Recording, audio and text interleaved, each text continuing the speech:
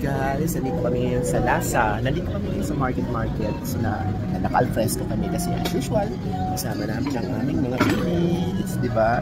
So, ito yung mga in-order namin ha. So this one is tofu, grilled tofu. Tapos this one is eggplant and cherry tomato. And then we also have yung ating lechon. And then we have the scallop. And yeah, meron tayong pancit canton gisado. And then that one is suy. Ayan. Kaya lang alam nyo ha, ito lang ang may comment ako kaagad. Ganyan kami kahaba ang aming mga ano, kasi may mga darating pa eh. Ayan pa, may mga de-deliver pa. So dito na. So long table kami ngayon. Ito lang, ito. Kasi may website sila. Tapos parang ano mo, yung barcode, scan mo yung barcode, makikita mo yung mga menu. Ito lang medyo okay na yan. Ayun, meron silang barcode. Oh. So this one is tofu. Doon sa ano, sa menu, 4 kada stick. Hindi ko akalain ganito na lang ngayon. Anyway, sa bagay, in a way, magkano lang naman ng tofu, kahit 10 pa nila yan, kahit siguro 5 pa nila bawat stick is, kung sa compare sa price, okay na. Tubo na rin naman sila. Anyway, okay na yan. Charge to experience. Pero ang ganda ng lechon nila, in fairness, oh, ang laki, oh. Ayan, oh. Oh, diba? That is family size. Yan, magkano yung lechon? 1,500? 500 plus? 680. 1,680. Pwede na. Kasi madami naman siya. Yan. Actually, nakakain naman na kami sa Lasa. Kaya lang doon yun sa may SM Sukat. So therefore, dito kami ngayon sa may market. Nagbago kami ng konti ng menu. Bakit ganun yung ano?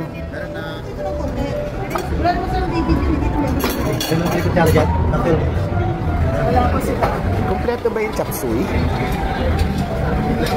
Kompleto yung ano? Anyway, kain muna kami guys. Kainan muna kami. Oo. Ayan. Okay? Mangantayon muna. Asan na yung chopstick ko dito na may ano? Ha? Hindi. Yung tasa. Bakit? Bakit nila? Sandali guys, post. Nagulat ako na wala yung bowl ko, kinuha pala. Kasi di ba lagi ako chopstick, tapos lagi akong kumakain. Basta yun na yun. Anyway guys, balik ako, pakita ko sa inyo. Mangan muna. Tingnan mo na itong tofu ha. Kung maganda naman ang lasa, di naman sa malog ko. Thank you, but that... Okay naman yung tofu.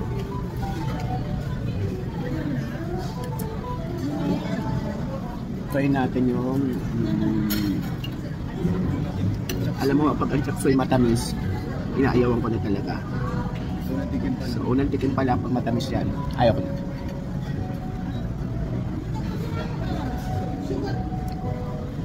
Kompleto naman yung ingredient. Kompleto naman, di ba?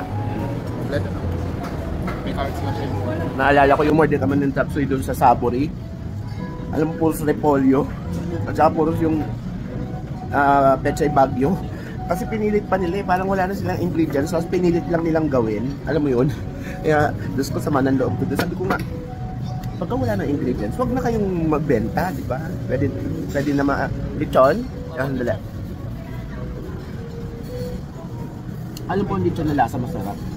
Kasi natikman na natin ito sa Sukat eh. Good. Masarap ang lechon ng lasa. I must say. Yan ang specialty nila.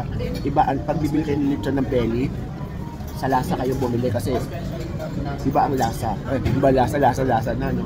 May kakaiba siyang... Lagyan mo ako dito iyan, ha? Basta may kakaiba siyang taste sa lechon. Kaya usually ang lechon nila, in-order namin, family na kagad yan.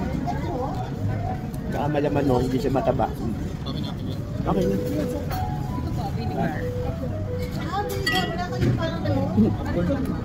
Wala ka nung sarsa ng lechon? Okay.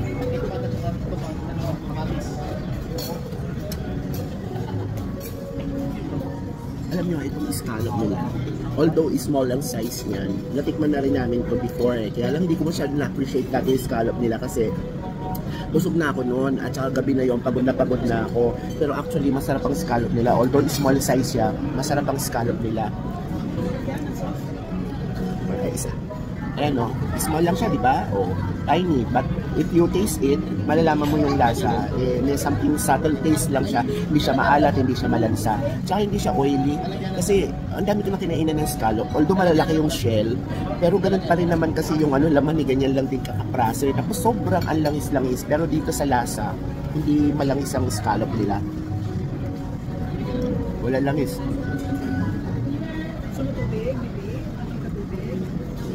Mahirap nga lang nagkatin kasi ang liit eh. Balik ako kayo guys ha. Kain muna kami, mga tayon.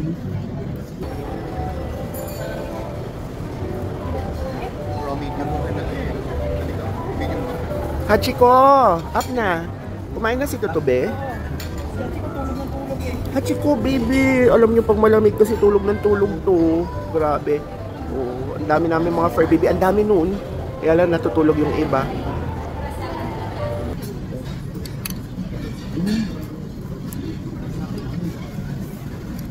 Ang hirap pag nagbablog ka, no? Lugi kayo. Kasi nagkakainan na sila, ikaw hindi ka pa masyadong makakain. Pero appreciated ko naman kasi sila nagtatabaan, ako sexy pa rin, charot.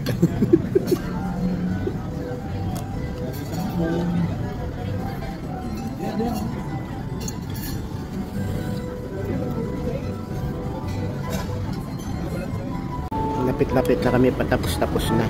Nitikman ko na lang itong eggplant and cherry tomato skewer. Ayan ha.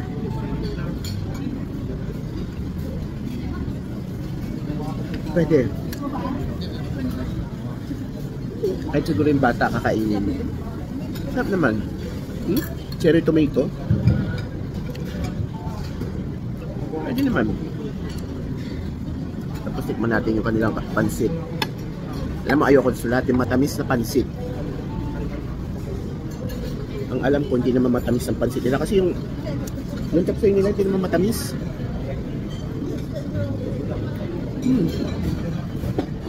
Pwede. Alam mo yun, yung ibang mga restaurant dinadaan sa tamis yung lasa. Ito hindi. Yung lasa talaga. Ano ba yun? Pala yung lasa? Kaya siguro pangalan nila lasa. Kasi lasa.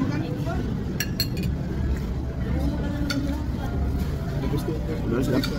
Dito yung paksiyo. Dito yung paksiyo. Dito yung kawali. Nasa pansit na rin ito eh.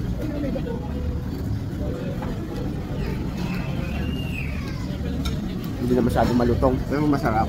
Malambot.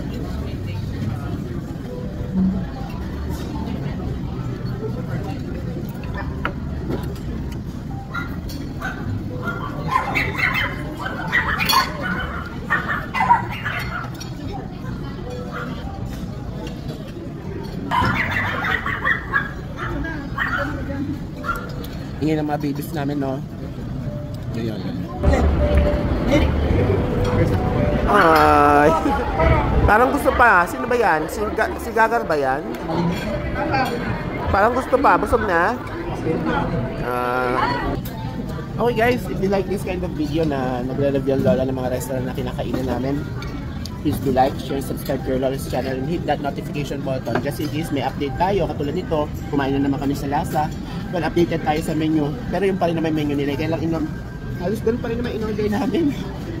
Kaya lang this time, mas na-appreciate ko kasi hindi ako pagod.